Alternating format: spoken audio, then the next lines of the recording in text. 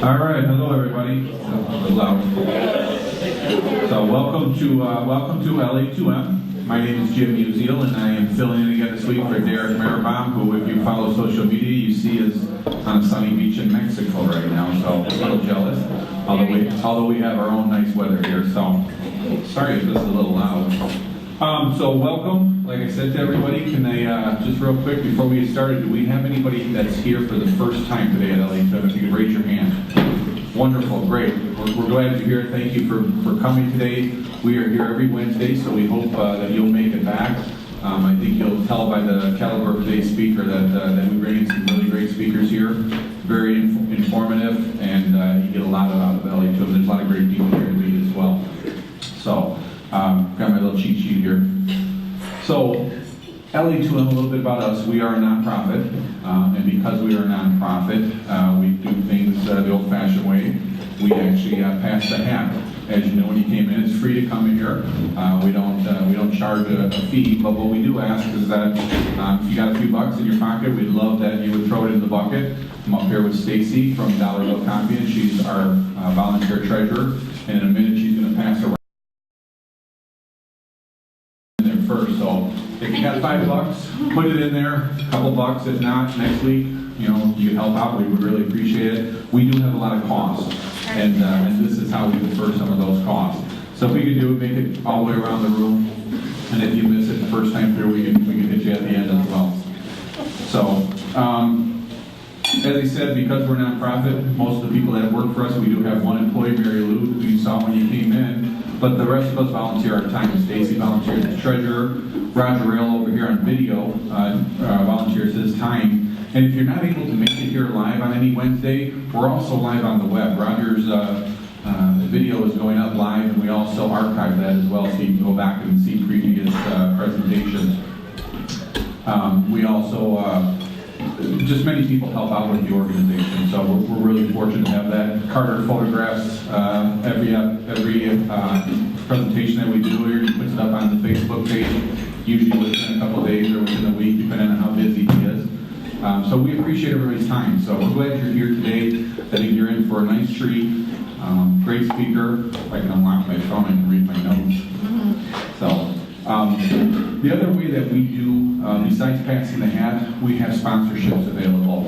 And if you or your company is interested in a sponsorship, we have little cards on the back table. I think they're on every table as well. And you can see Mary Lou afterwards. This month's sponsor is The Ride. And Don Klein is here from The Ride, and I'm going to ask Don to come up and say a few words as our sponsor this month. Hey everybody, thanks for coming out today. Can't wait, this is going to be a great talk, and we're pleased to be a sponsor this month. As Jim said, I'm Don Klein from the Arbor Area Transportation Authority, The Ride. And on May 6th, we have a vote coming up to increase the frequency of our service by 44%. That would be 900,000 more hours of bus service every year. We're going to go more places, more often, with more buses. And I can't tell you how to vote. I'm here just to educate and create awareness. I urge you to take all the materials on the table back to your offices, buttons. There are flyers that explain all the service increases. I have more materials in the back, also some FAQs if you want to dive deeper. And you can also visit therideyourway.org for more information. And I appreciate it if you just come out May 6th, however you'd like, and vote. It's very important. I know it's an off election. People usually don't think to come out and vote.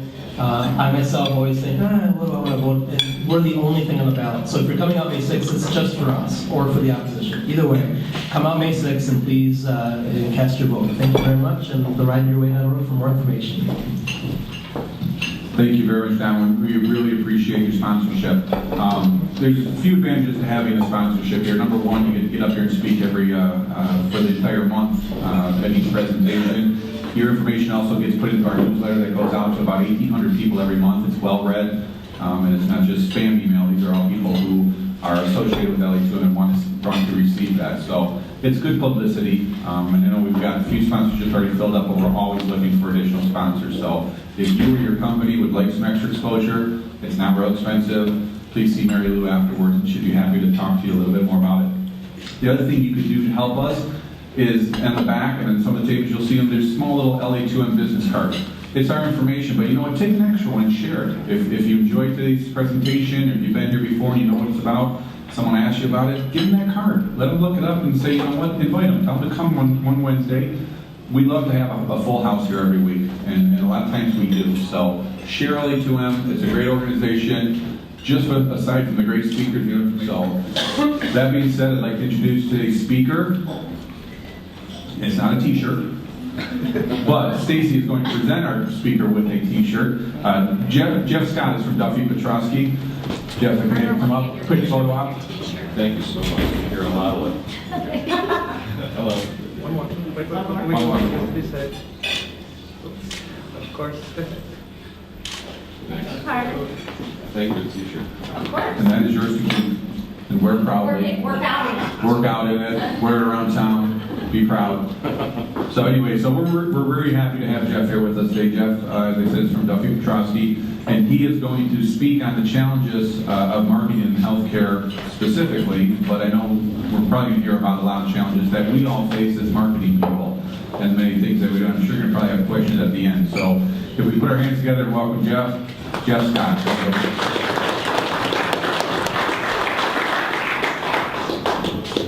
Thank you very much. Can you hear me? Is the mic working and all that stuff? No? Yes? Groovy. Okay. It's great to be back in Ann Arbor. This is my alma mater. I've been back here for about a year. I was telling somebody last time I was here, I was actually at Conor O'Neill's, but it was following. I play music on the side, so I was opening up for somebody at the Arbor. And then we spent a lot of time here at Conor O'Neill's afterwards getting drunk, so it was a lot of fun. So we're here today to talk about healthcare reform and the impact that it has had on two specific marketers, those on the payor side, the healthcare insurer, and those on the payee side, which happens to be a health care system in southeastern Michigan. I had a little experience with the category before I got involved with these two clients at Duffey Petrosky. I was at another agency for quite a long time and actually led the team that put together the University of Michigan Health System campaign that continues to run. It's now in its 8th year, so just personally proud of that campaign. If you knew how that campaign came together, you'd laugh. It was actually myself and a guy named Mark Simon integrating different creative concepts before the pitch at a restaurant in Santa Monica. So that was a great time as well. So I'd like to go over this chart in excruciating detail with you, just to make your lunch as desirable as possible. But imagine waking up one morning at your businesses and you read in the newspaper that the government has decided that they're going to implement legislation that's going to completely change your business model. And there's not much that you can say or do about it. It's exactly what has happened in this burgeoning, huge contributor to the gross domestic product called healthcare. You wake up one morning and the way that you've gone to business and conducted your business and interacted with your customers and your suppliers and all the other constituents that you have to deal with, the federal government has just said all of that's changed. Okay? That's exactly what has happened in the healthcare category. Now the great thing about it is that there was a significant amount of advance warning, right? People knew when Barack Obama was coming into office, this was one of his sort of stand-up issues, that he wanted to make fundamental and systemic changes to the way healthcare was delivered to people in the United States. And he made it clear that he wanted to do that. So there was some indication early on to people on the insurance side and people on the provision side that things were going to change for them if this new president were successful in accomplishing this legislation. So this started back in 2010. Certain changes started to occur. And we're going to stay out of the politics of this because I'm not particularly interested in it. The legislation passed. It had an impact on my clients, and we're dealing with it. And you have to do what you have to do with it. So if you remember, young adults up to the age of 26, they could finally, they continue to get health care through their parents. That was a big change. And if you watch this roadmap, there are changes still to come far into the future associated with the impact of this legislation on this category.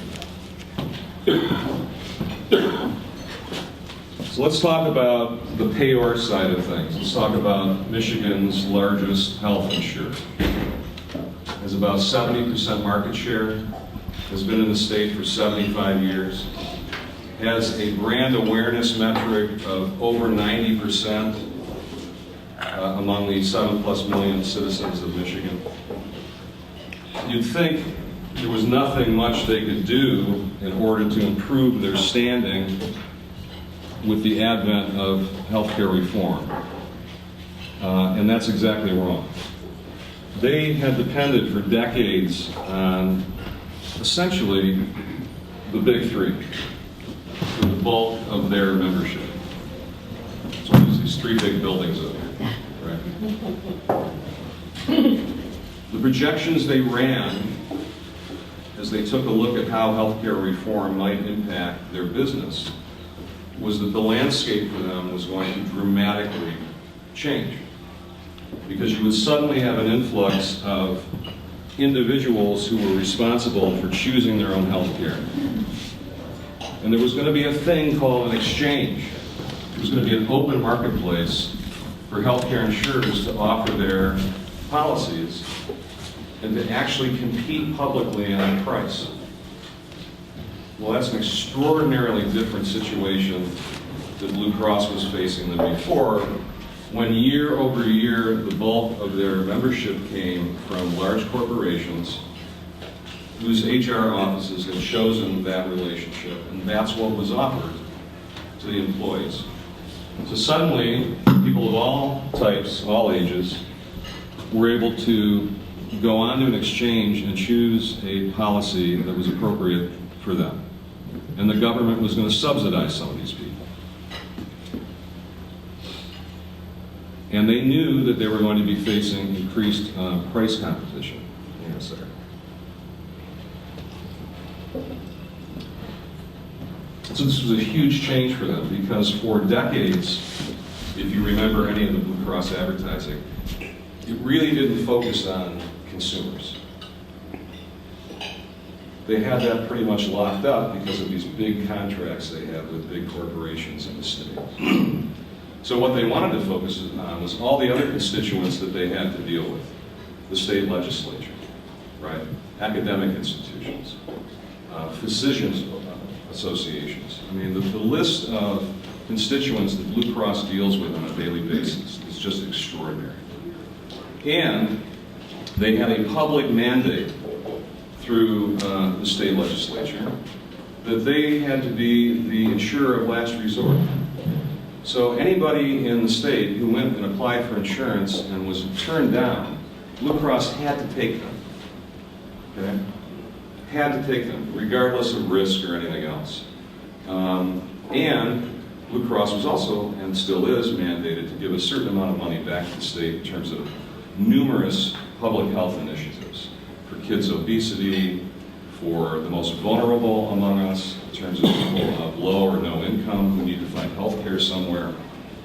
So Blue Cross was attempting, given that the lion's share of their business they had already attained, was attempting to satisfy their requirements with all of these other constituents. So their advertising for years looked a lot like this. Millions of people in Michigan share something very important. They're members of Blue Cross Blue Shield of Michigan. But they're not the only people who enjoy the benefits that come from our involvement in Michigan healthcare. Because as our state's leading nonprofit health insurance provider, our mission is to work with the best doctors and hospitals every day to enhance quality, reduce costs, and improve outcomes. And that benefits everyone in Michigan. Across, a shield, a promise to lead Michigan to a healthier future. So across, a shield, a promise to lead Michigan to a healthier future. This was Blue Cross, for decades, communicating to the public that they were satisfying the state mandate upon them as the insurer of last resort. So you saw a lot of that kind of communication out there for years and years and years and years. And then 2010 rolled around, and they found out that healthcare reform was probably going to happen. that was going to change their business model dramatically, and that they did not have, based on some counsel that we had given them, they didn't have a lot of insight into how to begin to position their business so that when an individual went to the exchange, they would choose Blue Cross. Now, Blue Cross was also facing another issue. They're more expensive than other insurers that are out there. So our task was, how do I begin to help Blue Cross position their product in a way that you understand the value for it, right? So that when you go on the exchange and you see that Blue Cross is more expensive than Priority or HAP or the other competitors that they face every day, that the consumer defaults to you, defaults to Blue Cross and chooses Blue Cross. It's a big consumer marketing problem. It radically moved Blue Cross out of this notion that, well, we're going to talk to our governmental and public constituents, and we're going to assume that we have a lion's share of our business through our big contracts with big manufacturers and companies. So we went about helping them, and we did a massive amount of internal stakeholder exploration. One of the original things that we helped Blue Cross with was to help them configure and package policies for small businesses, which are businesses 50 people and under. And we found out during the course of helping them do this that they hadn't, prior to that, ever actually been talking to small businesses. Don't you guys find that extraordinary? Mm-hmm. I'm going to make a thing that I want to design to appeal to a particular market segment, and I'm not going to talk to the market segment. It just was incredibly odd to us. So we actually funded some research for them. That small business group that we got together to talk about how they gave them incredibly valuable feedback. So they started to see that, yeah, if we just allow people to start to talk to us, tell us what it is they want, tell us what it is they need, then we can begin to really position and communicate our products and services much more effectively. So we did all of this stuff that you see up on the screen. All right, this is big boy advertising, strategic planning, and research. Right? Get as much data input from the market segment that you're attempting to appeal to as possible, so that you can make sure that your product or service aligns, and the way that you're talking about it really taps into what it is they want and need from this particular service. So what we found out was that Blue Cross needed a powerful symbol of what they actually meant at the end of the day for consumers. And it took us a lot of time, not really, to land on what that thing is. Okay? What we found out was that when people had a Blue Cross card, they felt amazingly secure, right? And they had that thing in their wallet, or in their pocketbook, or in their purse. It gave them a fundamental peace of mind that if something happened to them, they'd be able to take care of it. Because the card is recognized in the state as the most valuable and fundamentally meaningful and powerful insurance in the state. So we started out in 2011 with a campaign that would begin to introduce the notion of the card. And if you think about it, and I also had a client in the P&C insurance side for about 13 or 14 years. Insurance is an odd game, isn't it? It's a bet. I'm going to bet that something's going to go wrong for me, and I'm going to pay you some money to carry that bet. And you're going to bet that nothing goes wrong with me, and I'm going to take the money you give me, and I'm going to invest it, and I'm going to make money off that money. But then there's some other people over here who may have something happen to them, and I'm going to take some of the money that you gave me and I'm going to use it to help them. That's insurance. It's the most fundamental. You guys know how insurance companies started, right? You know, Lloyd's of London, have you heard the name of that company, the big insurer? It was guys in a tavern much like this, sitting near the wharves in London, watching ships come in, deciding if they were going to sink or not. And if they did sink, who would get the stuff that they could go down to the bottom of the bay or the harbor and get? It was a strange little construct, but So insurance is about risk and gambling and betting, right? So the consumer's bet is, I'm going to bet on the most powerful insurance possible. And the only tangible thing that you have from a health insurer, what is it? Card. It's a card. You have a little contract, they send you a member book, but the thing that you carry with you is this card. So we said, look, let's remind people how they feel when they carry this card. So this is what we started out with. Oops, wrong one. No, this is what we started out with in 2011. Is that wrong? No.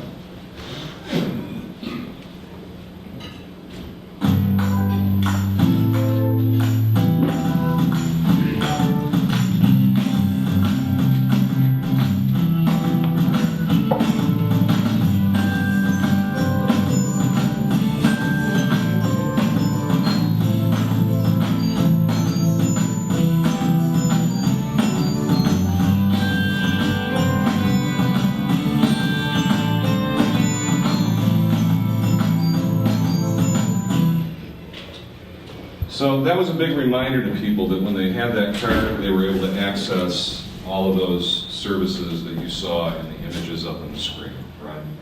Happy people, you can't lose with babies. This makes a big difference, babies and animals. Right? But it was really the practical day-to-day, nothing dramatic was going on in that spot, if you notice. It was sort of the daily mishaps that you might have. You know, a family taking care of their young child. So we began to remind people what it felt like for them to have that card with that name and that brand mark in their pocket. And then we wanted to up the ante, and we did even more. We did cultural anthropology, we did a hell of a lot of focus groups, we did a lot of online surveys. We were trying to get to the essence of what that thing meant to consumers. And this was really important because what we wanted to let people know was that when they made the choice at Blue Cross on the health insurance exchange, they would have a resonant feeling associated with having made that choice. So now we're tapping into the emotions of people around what normally is a rather prosaic purchase, you know, often driven by what it is you can afford. So we upped the ante around the card and we said, okay, it's great to carry the card, but what does it mean when you actually do have the card with you? So this is the campaign that we introduced in 2012, late 2012, knowing that the Supreme Court had supported the legislation. This was going to happen, and Blue Cross needed to compete more effectively.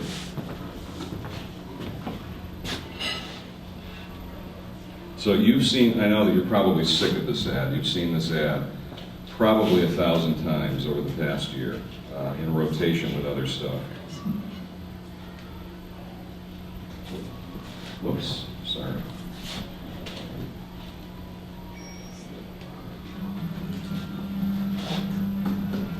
Having a Blue Cross card in my wallet makes me feel safe because it's accepted by the most doctors in the state, the best doctors. Our plan from Blue Cross gets my family into practically any hospital. It's flexible. It changes when life changes. It's great to have that kind of confidence with me all the time. A health plan from Blue Cross Blue Shield of Michigan. Confidence comes with every card. There you go. We have taken an intangible category and we have turned it into a packaged goods product. You have to think about that for a second. We've taken a thing that is normally talked about in very ephemeral terms, very nebulous terms, policy that you generally don't see, a product or service that you bought that you really can't ever hold on to, and we've turned it into a packaged goods advertising approach, right? Get this thing, have that feeling. Here's the thing, the end benefit is confidence. And it's been working. And I'll talk a little bit about the exchange in just a second, but after we started running this campaign, these are the big ups across these particular attributes. Now, what I can tell you is those attributes were incredibly high to begin with. So to create movement in metrics that are already really high is really a significant achievement. So this is telling us that the campaign, from a marketing perspective, is really working with consumers. More on the tangible side of things, the people who have seen this campaign, who say they will consider it, or they're actually going to switch, came in at a rate of 53%. So that's current policyholders who are not with Blue Cross, who are with competitive insurers. So that's an extraordinary number. If we do the math behind it, we take the total population in Michigan that's actually can buy health care insurance, and we bump up the 53% against it. What it gets you is about $1.7 billion in incremental revenue premium revenue. It's a pretty extraordinary number. I mean, that's the high-end number, right? If they captured everybody in that 53% who said that they would consider or switch, that's the incremental amount that they would have coming into their business. It's pretty extraordinary. Now, what I don't have on here, because it occurred a little late for me to put into this presentation, and I'm going to show you another example of this in just a second. You say to me, Jeff, you know, branding is great, but that's not how people are living their lives these days, right? People are living completely connected lives, totally online, and I'll show you some statistics about why brand is important to that, okay? On the final day of enrollment, which was a week ago Monday on March 31st, because of this effort and because of our recognition that people are living their lives on their phones, the majority of enrollments for Blue Cross on that day came through mobile phones. I mean, by a huge amount. Now think about that. I'm going to sign up for something that has this fundamental importance in my life. And I'm going to do it through an interface on my phone that we call Tap to Talk. It was a little interstitial that came up on your phone, and then you simply tapped the blue button, and you were connected to a representative of Blue Cross. The people who called in converted. They actually bought their policies over their cell phones that day. The majority of them. Only 9% of the enrollments that came in on Monday came in through the web, through laptop interface. It's pretty extraordinary. So the campaign, in conjunction with recognition of what actual consumer behavior about has really helped them as a business. And you'll see, you know, continued focus from Blue Cross on individuals going forward, because it's going to more and more represent a larger and larger proportion of their business versus the way things used to be, which is that they had guaranteed corporate contracts. So that's on the payor side of things. Let's talk about the payee side of things. Close to 2 years ago, we took over the advertising agency, a record assignment from St. John Providence Health System, which is a 5-hospital system in southeast Michigan. Okay? And founded years ago, it's a Catholic ministry. It's owned by Ascension Health down in St. Louis. They own 4 other hospital systems throughout Michigan, one in Kalamazoo called Borges, and they have Genesis up in Saginaw, and 2 others, St. Mary's and St. Joseph's, which are up in the thumb area, Taos, etc. So they were unhappy with their advertising because of this. Massive competition in this market, in southeastern Michigan. Massive competition with hospital systems, health systems that had been in market with consistent campaigns for years, right? Beaumont has been in market with the incredibly frightening old dude asking you if you have a Beaumont.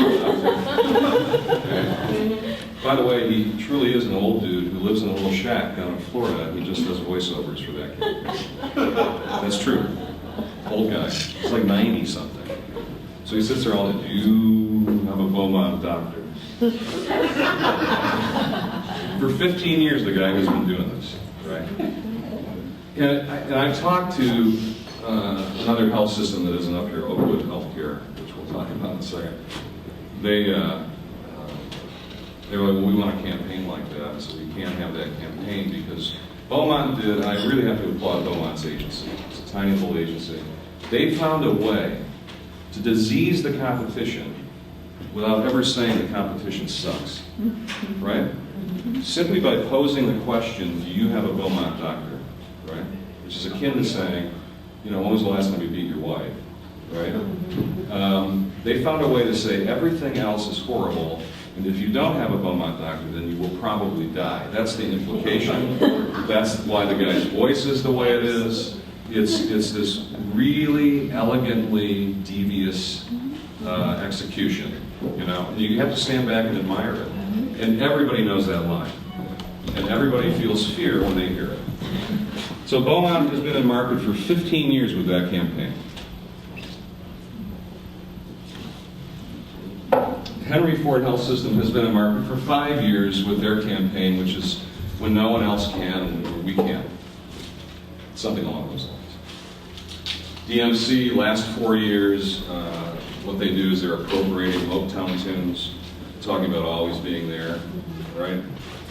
And LA2M Health System, which we talked about, which has been in market for 8 years. And then a new competitor called McLaren, which has come into the market. They bought up a number of hospitals.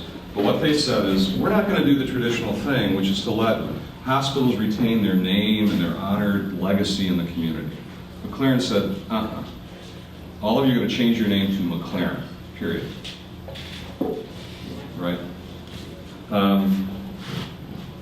And here's the competitive landscape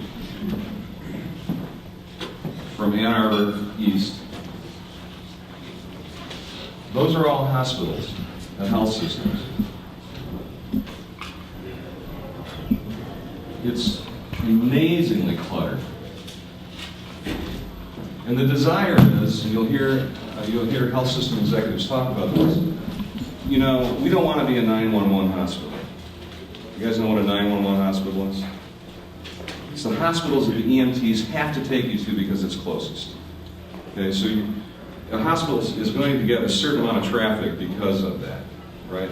They want people to purposely choose them because they have profit goals and revenue goals just like every other business. And if you look at the spend against media from health systems, right? It grows and grows every year. Now, this chart we did recently because of the announcement that Beaumont, Oakwood, and Botsford hospitals would be merging. But we did this for the client because we wanted to say, look, two things.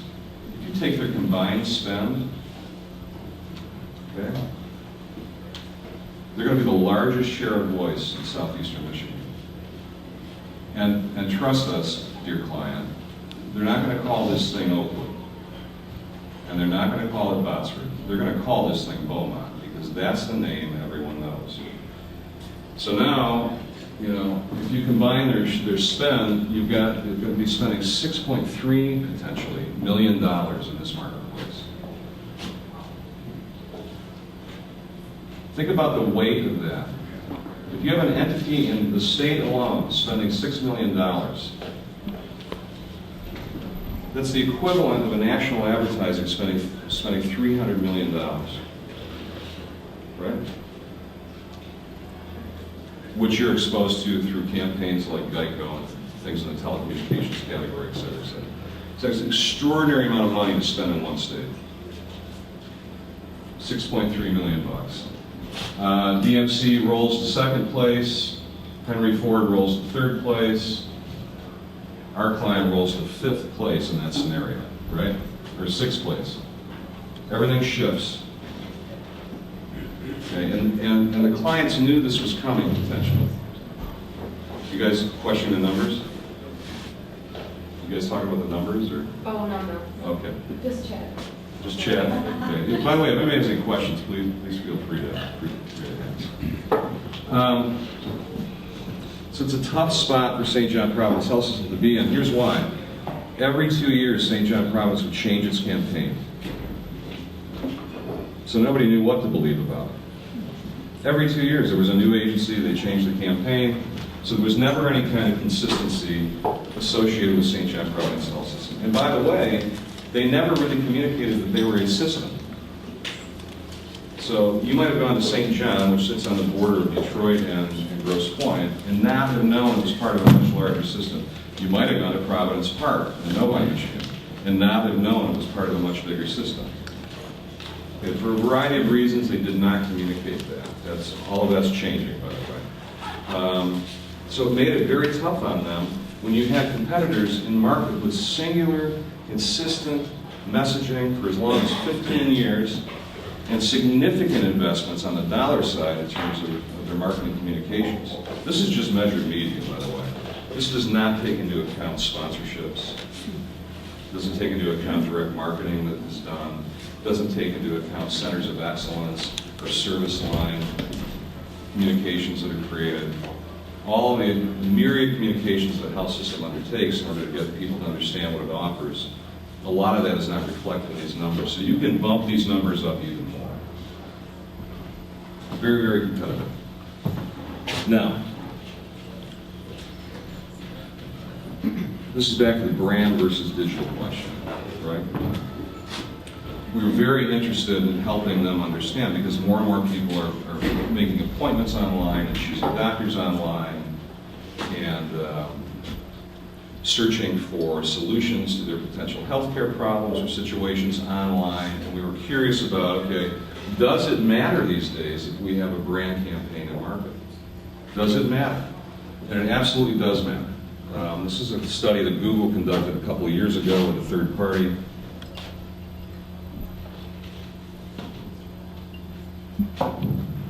They did a huge sort of omnibus study, 3-part study, where they took a look at online behavior of people who were looking for healthcare solutions.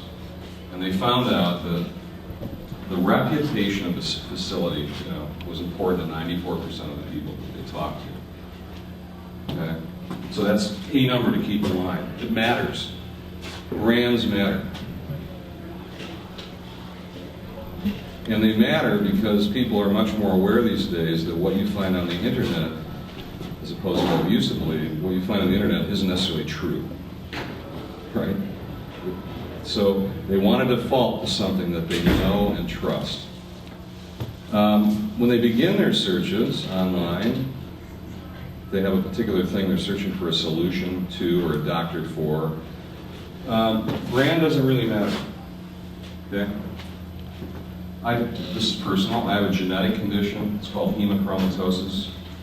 Thanks to my Scottish parents and everything else. I'm a northern Celtic guy, and a lot of us, when we get to middle age, find out that our bodies can't get rid of iron, right? So when you find out something like that, like you don't go to, well, what does Beaumont have to say about hemochromatosis? No, you search hemochromatosis and you get as much information as you can find out, right? So this is what this is reflecting. At the end of the day, however, almost 50% of people who end up clicking through to a resource online, they end with a branded term. In this study, a branded term meant the thing they're looking for plus the name of a hospital or health system. It's pretty amazing, right? I'm going to go through this whole search process, but I'm going to default at the end of the day the most trusted resource I can possibly find online. And that means brand. So, our council, the St. John Providence Health System, says you need something that is contemporary because you're facing this increased competition that is spending a hell of a lot of money, but is authentic to you. We don't believe in creating advertising that doesn't somehow capture the essence of the thing that already exists. And that's certainly true for health systems. It had to be meaningful to all of these stakeholders. If you have not done advertising for a health system before, you do not know what you're walking into. It's amazingly complex. There are a lot of factions. There are a lot of people who want to be paid attention to, that need to be paid attention to, and there are some that want to be paid attention to that you have to say, geez, we're going to have to sacrifice you for a little bit because we've got a bigger objective here. donors, doctors, registered nurses, administrative staff, executive staff, big donors, little donors. The list goes on and on and on. And they all sort of want to see themselves reflected in this. Okay?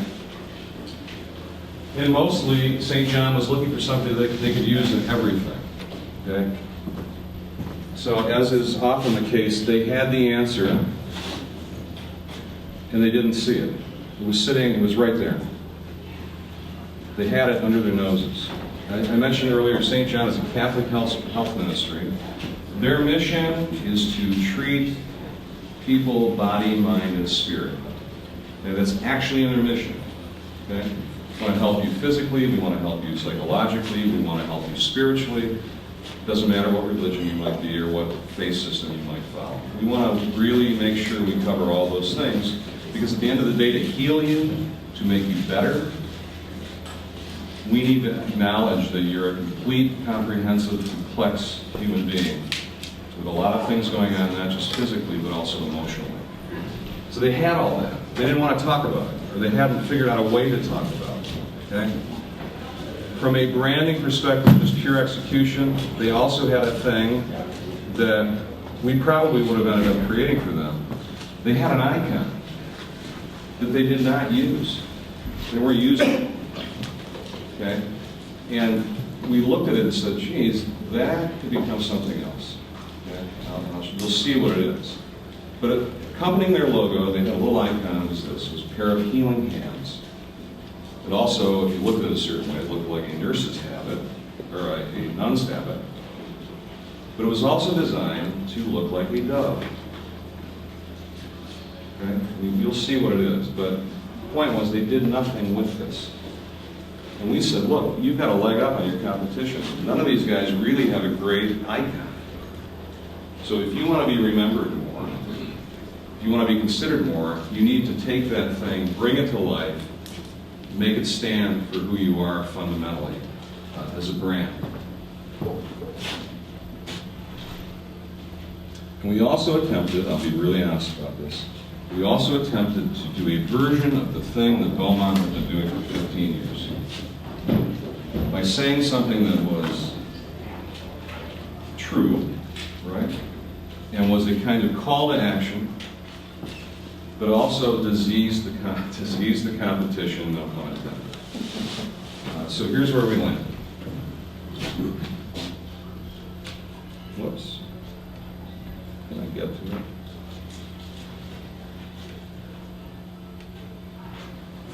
I can't get to the little thing. Huh?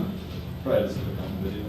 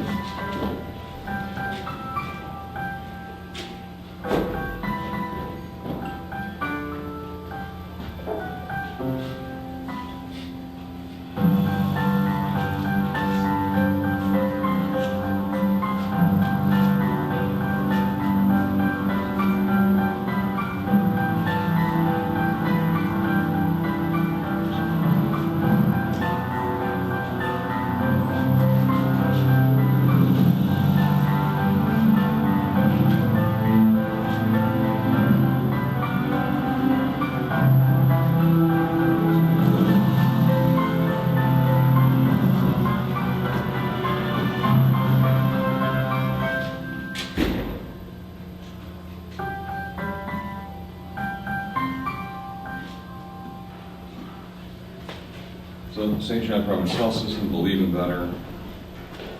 Made use of the icon. I won't do the second spot in the spirit of time here. Gets played out in a lot of different ways now. Right? Just from a pure craftsmanship approach to advertising, we're using the icon a lot. We're using this blue tint a lot, which happens to be one of the corporate colors. We're replicating imagery from the campaign. Somebody asked us early on, well, how does this come down in radio? It's okay. If you're running radio in conjunction with other media, people tend to see in their heads what they've seen on the television, so it's okay that they can't see the dove in the radio. Although we did suggest one day that we should actually have doves flying out of the radio. It's extraordinarily expensive. And then this plays out, as social becomes more and more important in health systems. People tweeting as they have their gallbladders removed. So we have to really up the presence of the health system and connect with them that way too. And there's lots of other stuff coming. So what's happened now? It's been the best received campaign in their history, according to the marketing staff there. Probably the first time I've seen so many emails from internal constituents talking about how this captured what it is they do every day and how it is they feel about their work, if they think about it. We've got a tracking study in place now, which heretofore they had not ever undertaken, so we'll see what's happening there. And then a really nice thing happened, which is based on the campaign. Ascension came to us and said, hey, we would like you to take on all of the advertising for the other health ministries of the state, for Borges and Genesis, etc. So things being developed on that end as well.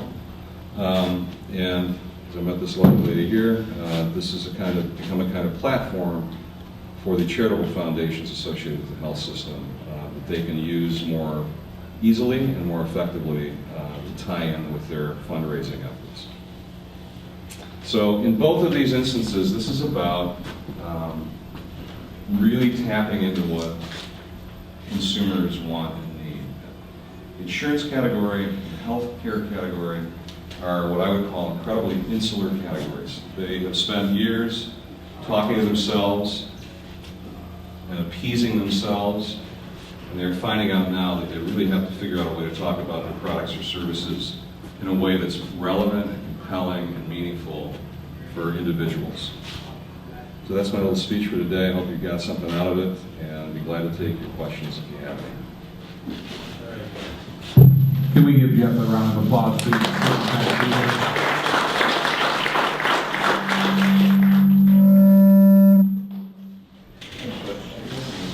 Hello. I'm not going to risk turning this back on. We're really pretty much out of time here, so we've got Jeff's presentation, but I'm sure hopefully Jeff can spend a few minutes maybe afterwards if you have a question, and you can stick around. Risk turn this on. Just when you guys want to speak. I know, right? So I was thinking, I need to pass this around. He's fixing. Yeah. Go ahead. Well, it's just when Rogers says that's where it gets weird. All right, boys, one way down the drive. I can turn that up just a little bit. Smidge? You can already hear it, can't you? We're gonna attempt to pass this around. Should we dare, or do I? Can you speak loud? What do you think? We'll give it a try. We'll start right here with Emily. We're gonna go around the room. If you could stand up, introduce yourself. If you got a quick ask, we need to make it quickly because we got about 11 minutes to get through the whole room. Hi, my name is Emily Prague. I'm doing the social media for LA2M, and I'm also interning within Gen X. And I'm about to graduate in December, which is coming up soon. Advertising, marketing, PR, sales, and a broad range of experience. And thank you. Hi, I'm Jillian Riley, and this is Hi, I'm Molly Maher. I'm a brand manager at the LA2M Health System. Hi, I'm Norm Cloud. I'm the social media manager here at the LA2M Health System. Hi, I'm Mary Lou with LA2M. Thanks, Jeff. That was really interesting. A lot of really great information. If anyone has any questions about sponsorships or anything like that, please see me afterwards. I'm also a freelance writer for web content and online media. And if you have any opportunities in that area, please let me know. Thanks. I'm Claire Anderson. I'm the president of Trillium Technology here in Ann Arbor. We're a small medical image viewing company, and I'm always interested in getting new marketing ideas for a small company that has a very limited marketing budget. Hi, I'm Hiroshi Saito. I own an e-commerce startup company. I'm Wendy Allen. I'm marketing manager at BCN Services. We're a human resource outsourcing company. I'm Ross Johnson with 3.7 Design, which is a boutique web and graphic design company. I also run WordPress Ann Arbor, which is a free meetup the last Wednesday of every month where we show you how to use WordPress.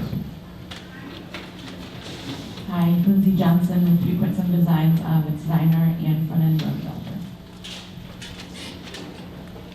Hey everybody, I'm Don Klein, the Integrated Marketing Coordinator for the AATA, the RIDE. Vote May 6th. Also, I freelance music on the side. Jeff, it's interesting to know that you're a musician on the side as well.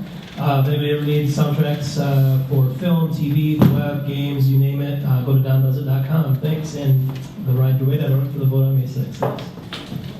Hi everybody, I'm Stacy from Dollarville, your local digital print shop. We do printing fast and cost effective. Hi, I'm Greg Wilson. I'm a freelance digital marketer and PR guy. Hi, Laura Kirchner with Ingenex Digital Marketing, and I have our client accounts. We focus on inbound marketing, so if anybody has any interest in learning more about inbound, come talk to me, thanks. I'm Dave Menzo with Move Communications. I do digital marketing and social media there, and I also am a musician, so great. I just released a new album, Color Wheel. You can check it out on my site, davemenzo.com. Hi, my name is Jordan Beecham, and I help out with marketing and social media at Dexter Builders. Hello, Kevin Packard with University Office Technologies, We are a dealer for Sharp digital display equipment and software. So anything from a single screen to a multiple screen array to a video wall. Hello, I'm Greg Mott. I come from the Cheap Reuben and to learn some stuff. For good Reuben. Hi, I'm Christine Ashwell. I am a local healthcare marketer. Hello, I'm Mark Poley with CTS Companies, and we service, sell, and install business phone systems. Hi, I'm Bud Gibson. I created the search marketing program at Eastern Michigan University. I'm continuing my ask from last week, which is we are in the process of recruiting nonprofit clients. We've had many great relationships with nonprofit clients to date, and we're looking to develop some more. Hi, I'm Linda Tiemann. I am with Shoshana Technologies. We are a local software company that provides home care management support for home care agencies. I'm looking to really bolster up my sales and marketing team. So if anybody's thinking about that. Also, I'm a musician. I'm friends with Celtic band. So, Nutshell, we have a new CD coming out called Mixed. You can look for that. Big band to put together here. Hi, my name is Camille Brown. I'm with Where the Heart Lives Home Care. I'm actually the owner. We provide non-medical home care services to senior citizens and people living with disabilities across Southeast Michigan. I'm Roger Rayle. I'm a venture catalyst, so I help with a lot of the networking groups in town. Do a lot of live streaming, recording of video, among other things. And our Ann Arbor Video Interest Group is meeting tonight. It's always the second Wednesday of every month. So if you're involved in video in any way, check it out. It's a2vig.org. How many play music instruments here?